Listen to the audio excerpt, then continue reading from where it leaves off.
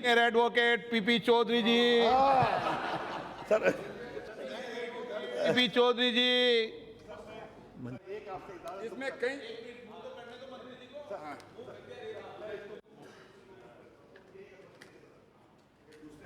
हाँ, परमिशन है। MOS note करेंगे सर। बिल पास करवा लो ना अभी। हाँ? ये सर अरे चर्चा के बाद में बिल पास होगा। सर्वसम्मति से आपके हैं सीनियर एडवोकेट पीपी चौधरी जी, सीनियर एडवोकेट पीपी चौधरी जी। नो, आप क्यों हैं सीनियर एडवोकेट पीपी चौधरी जी? सर बात कही है माननीय ओवैसी साहब ने, इंडिया को नॉर्थ कोरिया बना दीजिए सर, ये सब ठीक नहीं है सर। भारत से हटा दिया गया है माननीय पीपी चौधरी जी।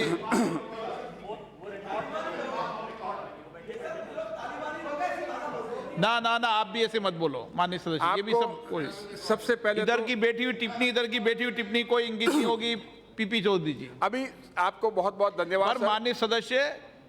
मेरा आपसे आग्रह है, ये भारत की संसद है,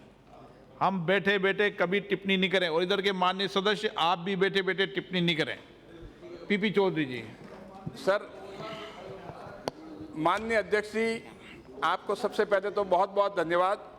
आपने मेरा इतना मान और सम्मान बढ़ाया कि मेरे दोस्त जो दो सीनियर एडवोकेट और हैं यहाँ पर, एक हमारे पिनाक्षी मिश्रा जी और दूसरे हैं कल्याण बनर्जी, वो मुझे कहने लगे कि हमारे पिछले 10 दिनों में जो है क्लाइंट कम हो गए और आपकी तरफ कैसे जा रहे हैं। ये अध्यक्ष जी का विशेष ये पक्षपात करने का तरीका है कि वो कह रहे हैं कि हमारा नाम तो लेते नहीं हैं और आपका अकेले का नाम लेते हैं, और ये हमारे साथ में डिस्क्रिमिनेशन है, और ये आर्टिकल 14 इन्वोक कर रहे हैं साहब। उसके लिए मतलब थोड़े मुझे आप, इसके लिए मुझे मदद की जरूरत है आपकी, और या तो फिर इनका भी साथ ले लीजिए साहब जो भेदभाव नहीं रहे हैं।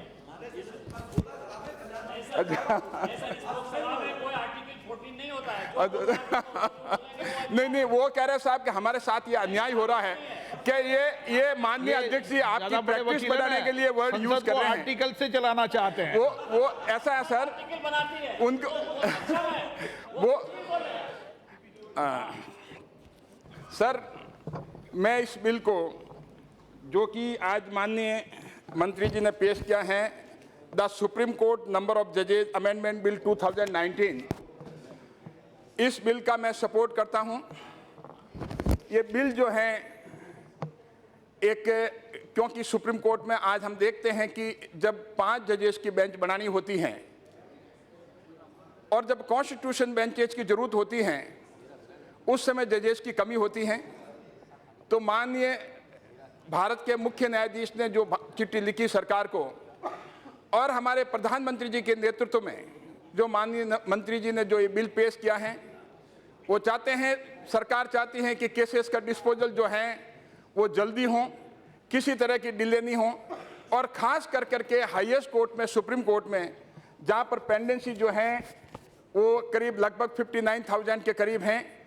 तो इस बिल के आने के बाद में 3 जजेज और इंक्रीज होने के बाद में बहुत महत्वपूर्ण जो केसेस पेंडिंग है सुप्रीम कोर्ट के सामने, जैसे चाहे अयोध्या का केस हो, चाहे और भी इस तरह के जो पब्लिक इंटरेस्ट के मैटर्स हों, उन केसेस का डिस्पोजल जो है वो जल्दी होगा। माननीय सभापति महोदया, मैं ये बताना चाहूँगा कि सबसे पहले जब सुप्रीम कोर्ट बना तब जजेस की जो स्ट्रेंथ थी वो 10 थी, लेकिन 1960 में इसको 13 किया गया, उसके बाद में 1977 को इसमें बढ़ोतरी करके 17 किया गया, फिर 1986 को 25 किया गया और 2009 को 30 की स्ट्रेंथ की गई, और अब इस बिल के द्वारा 33 की जा रही हैं, जो कि बहुत ही स्वागत योग्य है। और यही नहीं, प्रधानमंत्री जी का ये हमेशा विजन है कि हाई कोर्ट और सुप्रीम कोर्ट में केसेस का डिस्पोजल जो है वो क्विक हो, हाई कोर्ट और सुप्रीम कोर्ट में जो अपॉइंटमेंट हैं वो जल्दी हों, और जहाँ तक हाई कोर्ट की बात है तो हाई कोर्ट में भी जो है स्ट्रेंथ बढ़ाने का काम जो है हमारी सरकार ने किया है, माननीय मोदी जी ने किया है। पहले हाई कोर्ट में जजेस की जो संख्या थी वो 906 थी, उसको बढ़ा कर करके 1079 ये मोदी जी के नेतृत्व में हुआ। और लगभग मैं ये बता दूं आपको कि अभी 200 अपॉइंटमेंट 200 वैकेंसीज ऐसी हैं जिसमें किसी तरह की रिकमेंडेशन जो हाई कोर्ट से नहीं आई है, लेकिन कॉलेजियम में जो सिस्टम है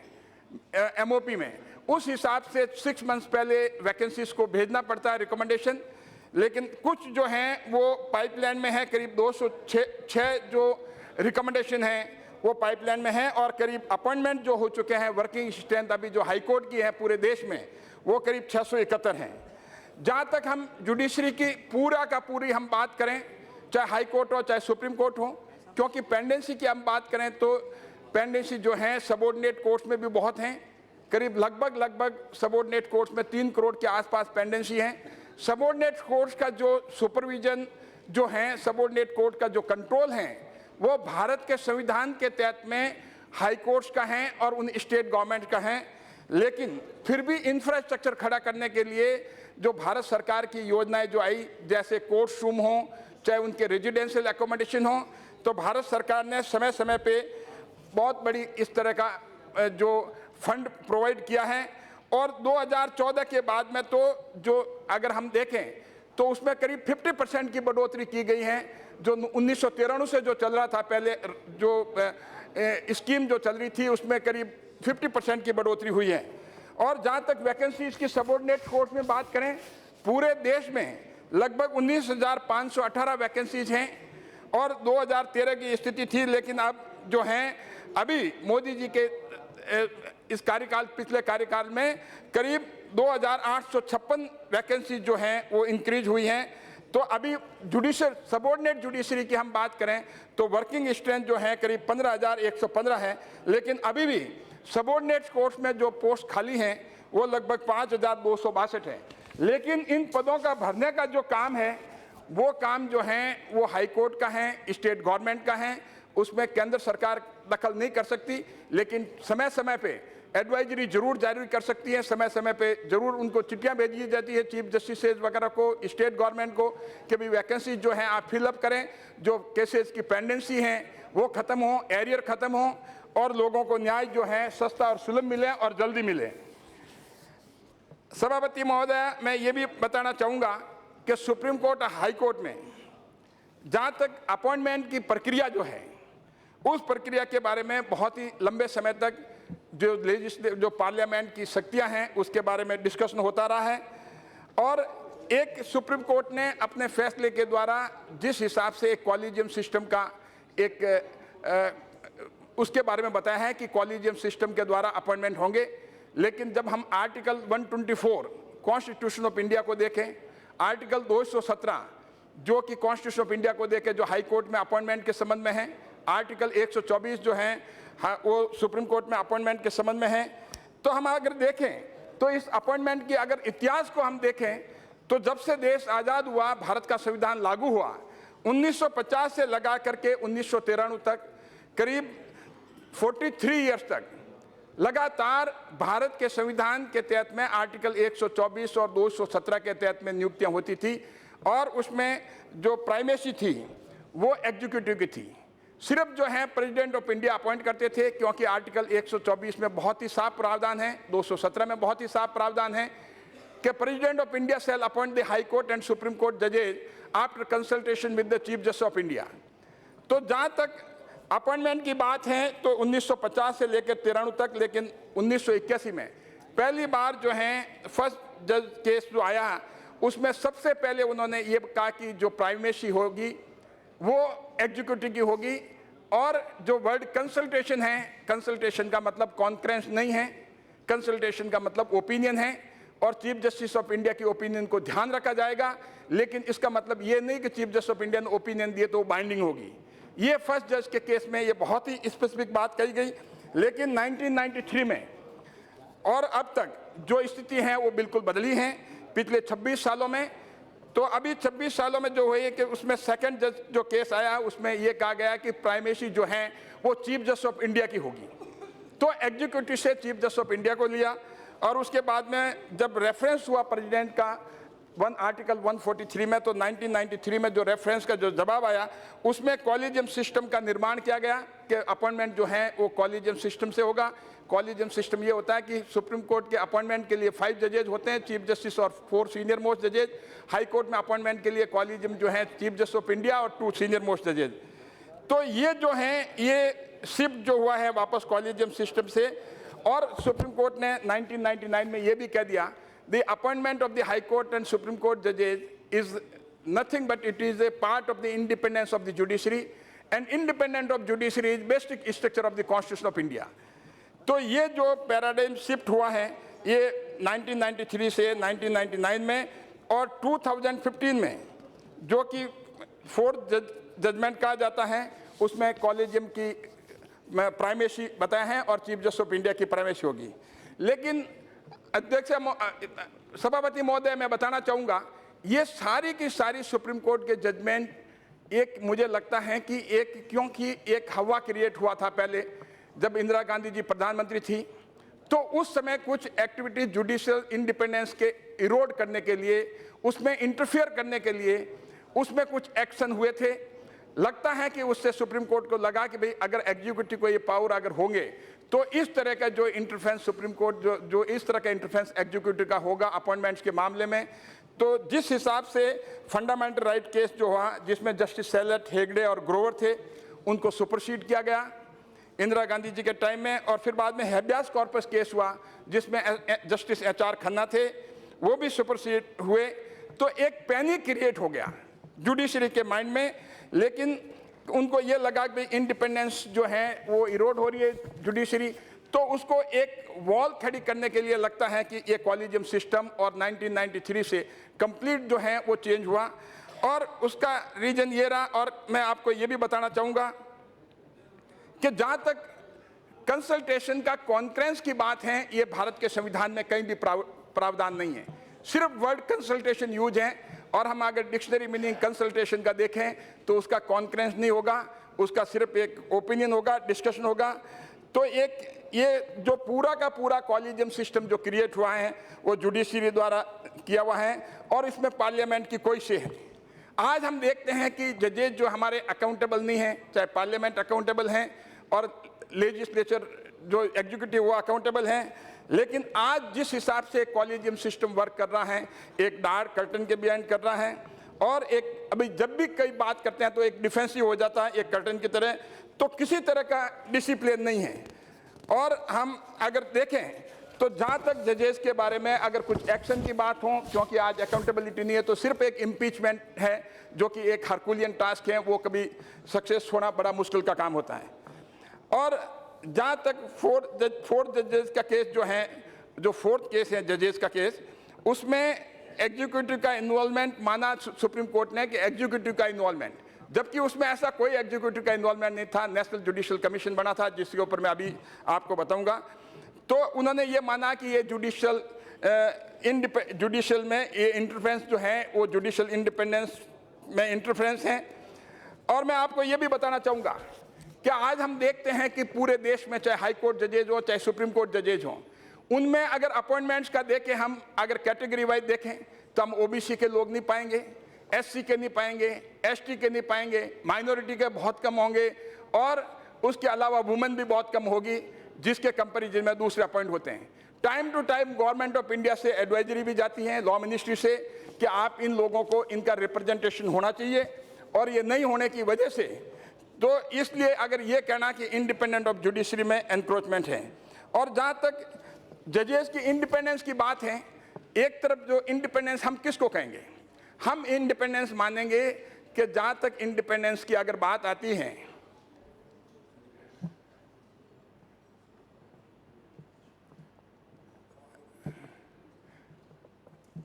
मुझे 45 मिनट तक बोलने के लिए कहा गया।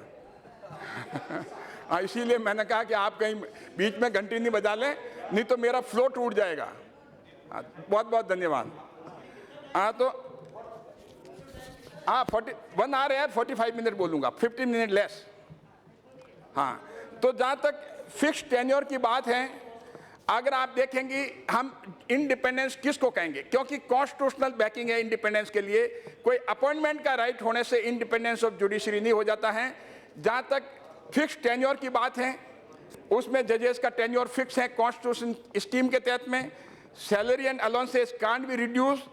और परमानेंट टेन्योर है। सिर्फ और एक्सेप्शन ये है कि सिर्फ इम्पीचमेंट का, कि इम्पीचमेंट के ग्राउंड पे हटाया जा सकता है। तो ये अगर हम पूरा हॉलिस्टिक वे में देखें, जो कॉन्स्टिट्यूशनल जो इनको बैकिंग है, कॉन्स्टिट्यूशनल जो प्रोविजन है, उस हिसाब से these are the sufficient safeguard for keeping the independence of the judiciary. और सभापति महोदय ये भी बताना चाहूंगा कि जहां तक अकाउंटेबिलिटी की बात है, आज सबसे बड़ी बात है डेमोक्रेसी में तीन बड़े विंग है, तीन पिलर है डेमोक्रेसी की, पार्लियामेंट, एग्जीक्यूटिव और जुडिशरी। अगर हम पूरा अच्छी तरह से देखें तो पार्लियामेंट जो है वो अकाउंटेबल है पब्लिक के लिए और एग्जीक्यूटिव अकाउंटेबल है पार्लियामेंट को, लेकिन जुडिशरी जो हमारे एक डेमोक्रेसी में ऐसा विंग है जो किसी को अकाउंटेबल नहीं है। और इस अकाउंटेबिलिटी नहीं होने की वजह से हम ये मान लें कि उससे वो जो इंस्टीट्यूशन बहुत स्ट्रेंथन होगी। जितनी ज़्यादा किसी इंस्टीट्यूशन की अकाउंटेबिलिटी होगी वो इंस्टीट्यूशन मजबूत होगी। तो अकाउंटेबिलिटी होना ज़रूरी है और आज जो है हमारे इस अकाउंटेबिलिटी नहीं है। तो जहाँ तक वर्ड कंसल्टेशन की बात है, मैं आपको बताना चाहूँगा कि आर्टिकल 366 एक भारत के संविधान में एक ऐसा आर्टिकल है जहाँ पर लगभग 30 शब्द जो हैं उनको डिफाइन किया गया है। लेकिन जब भारत का संविधान 1950 में आया, उस समय इस आर्टिकल 366 में वर्ड कंसल्टेशन डिफाइन नहीं किया गया। मुझे लगता है कि वो वर्ड कंसल्टेशन को परिभाषित नहीं होने की वजह से, डिफाइन नहीं होने की वजह से सुप्रीम कोर्ट को अपने ये तीन जजमेंट जो हुए उनमें इस वर्ड को कंसल्टेशन को डिफाइन किया और डिफाइन कर करके डेफिनेशन जो ऐसी दी है कि उससे लगता है कि कंसल्टेशन का मतलब उन्होंने मान लिया कॉन्फ्रेंस का। और मैं आपको ये भी बताना चाहूँगा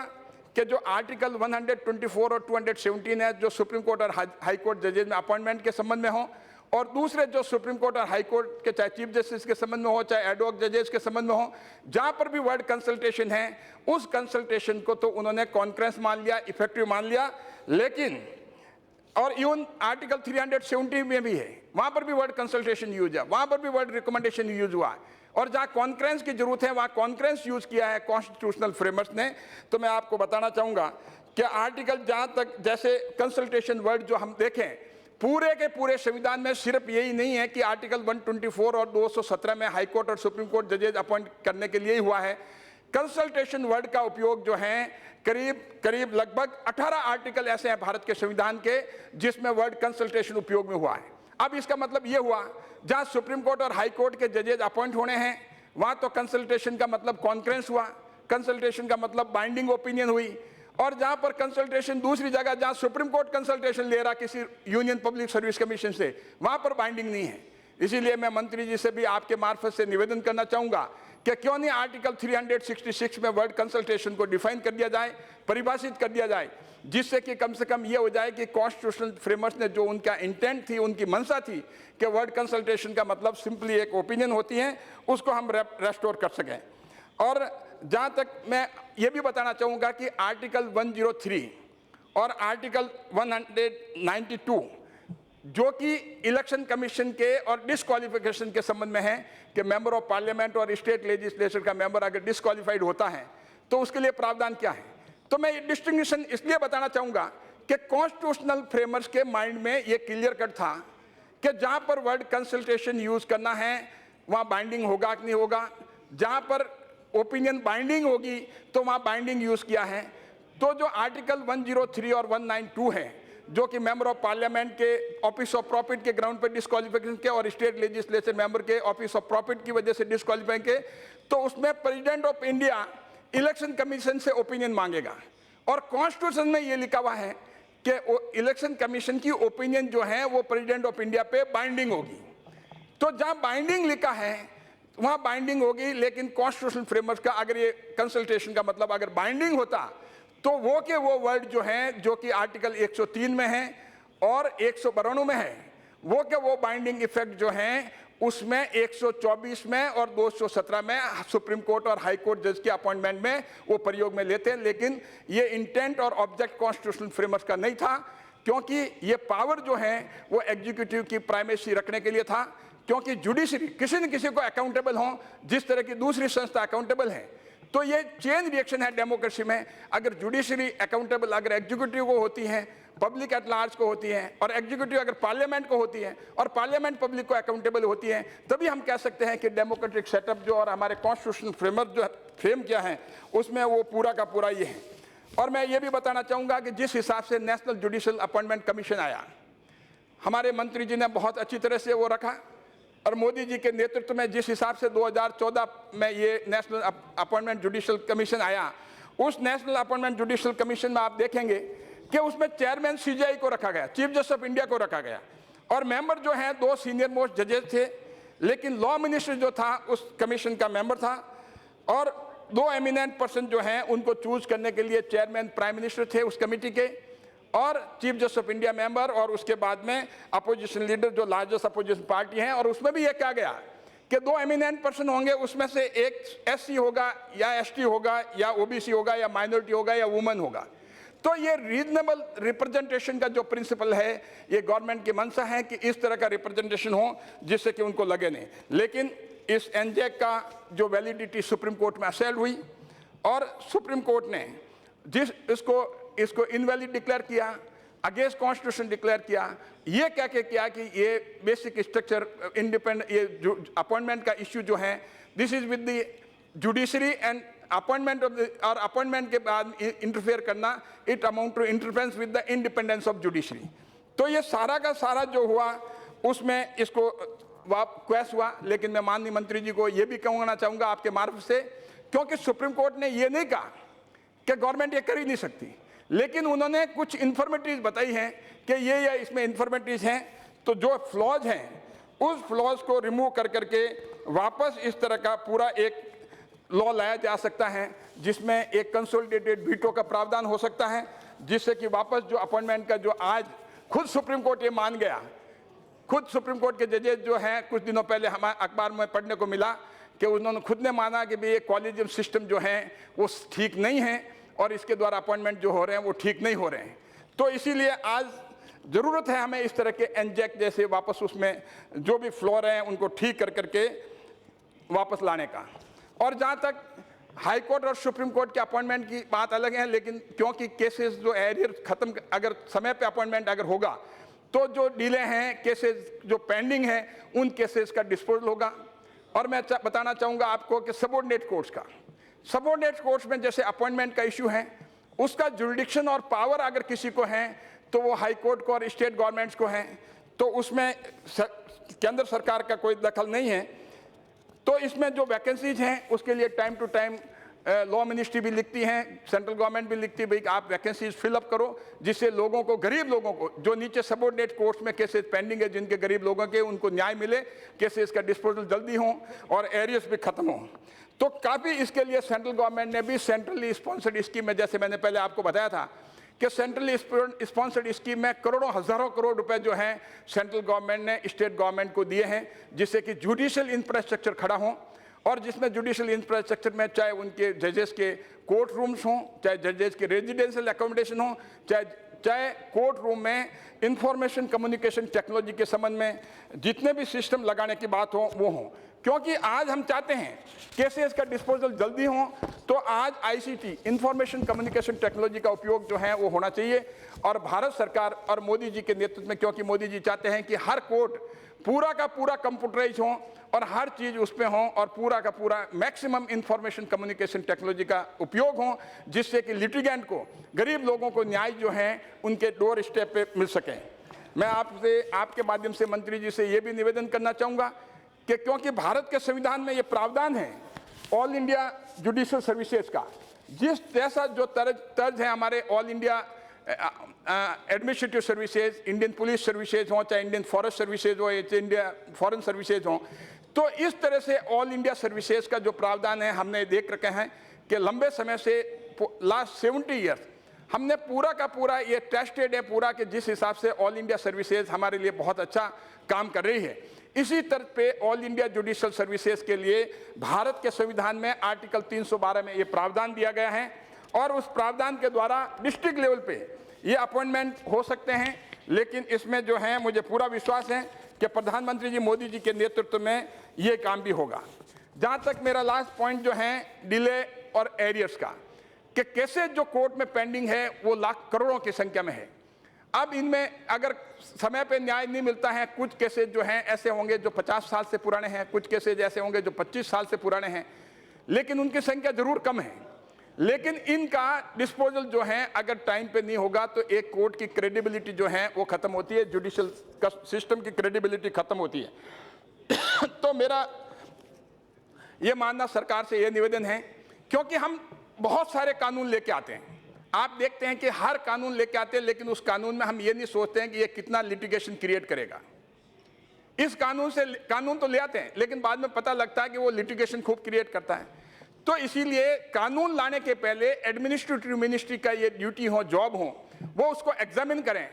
और एग्जामिन करके ये देखें कि भाई उसका लिटिगेशन पोटेंशियल जो है वो असेसमेंट करें। क्योंकि जब हम ये करते हैं कि लिटिगेशन एम्प्लॉयमेंट जनरेशन पोटेंशियल तो हम करते हैं कि एम्प्लॉयमेंट जनरेशन ये कानून कितना करेगा, तो इसी के साथ में उस कानून से कितना लिटिगेशन बढ़ेगा